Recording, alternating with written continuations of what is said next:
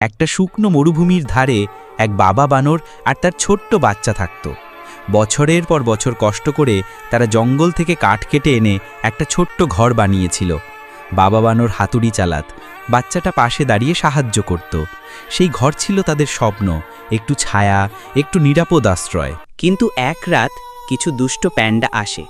প্রথমে তারা ঘরে ঢুকে হাসাহাসি আর মজা করে, তারপর হঠাৎ আগুন জ্বালিয়ে ঘরটাকে জ্বালিয়ে দেয়। মুহূর্তের মধ্যে বাবা বানরের সমস্ত পরিশ্রম ধ্বংস হয়ে যায়। আগুনের শিখা আকাশ ছুঁয়ে ফেলে, আর বাবা বানর বুকে জড়িয়ে ধরে তার ছোট্ট বাচ্চাকে। বাইরে বসে তারা শুধু কান্না করে।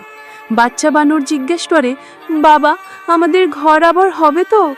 বাবা বানর চোখ মুছে শুধু ফিসফিস করে, হ্যাঁ সোনা, কোনো একদিন হবে, কিন্তু আজ আমাদের সব স্বপ্ন পুড়ে গেল।